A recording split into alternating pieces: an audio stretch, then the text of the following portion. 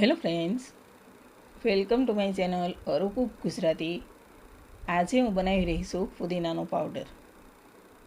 કોઈ પણ વાનગીને ફુદીના ફ્લેવર આપવા માટે ફુદીનાના પાવડરની જરૂર પડતી હોય છે. તો જો આ રીતે ઘરે જ ફુદીનાનો પાવડર તૈયાર કરી લઈએ તો બહાર કરતાં ઘણો સસ્તો અને એકદમ ચોખ્ખો તૈયાર થશે. તો ચાલો બનાવી લઈએ. તો ફુદીનાનો પાવડર બનાવવા માટે મેં એક મોટો પૂળો ફુદીનો લીધો છે. તો આ રીતનો એકદમ સરસ ફ્રેશ ફુદીનો હોય તેને જ લઈ લેવાનો.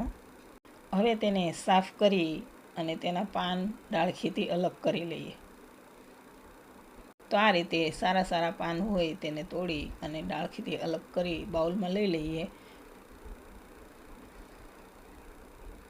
હવે મેં બધા જ પાન તોડી અને બાઉલમાં લઈ લીધા છે. હવે તેમાં પાણી નાખીશું અને તેને બરાબર ધોઈ લઈએ.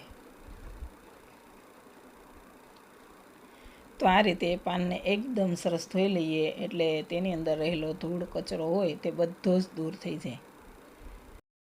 હવે તેને આ રીતના ગરણા કે જાળીવાળા વાસણમાં લઈ બધું જ પાણી નિતારી લઈએ. તો ફુદીનામાંથી બધું જ પાણી નીતરી ગયું છે. હવે તેને કોઈ પણ કોટનના કપડા પર ઘરમાં જ પંખા નીચે સૂકવી લઈએ. તો આપણે ફુદીનાને તડકામાં બિલકુલ નથી સૂકવવાનું, આ રીતે ઘરમાં જ પંખા નીચે સૂકવી લેવાનું. તો એક દિવસ પછી ફુદીનો એકદમ સરસ સુકાઈ ગયો છે. આ રીતના તેને હાથથી મસળીએ તો એકદમ સરસ ભૂકો થઈ જાય છે. હવે તો આપણે ફુદીનાને મિક્સર જારમાં લઈ લીધો છે. હવે તેને એકદમ સરસ ઝીણો પાવડર બનાવી લઈએ. તો મેં ફુદીનાને પીસી એકદમ સરસ ઝીણો પાવડર બનાવી લીધો છે. હવે તેને બાઉલમાં લઈ લઈએ. તો ફ્રેન્ડ્સ, રેડી છે કોઈ પણ વાનગીને ફુદીના ફ્લેવર આપવા માટે ફુદીનાનો પાવડર. બહાર કરતાં ઘણો જ સસ્તો અને એકદમ ચોખ્ખો. જો પસંદ આવે તો આ રીતે તમે પણ આ પાવડર જરૂર બનાવજો.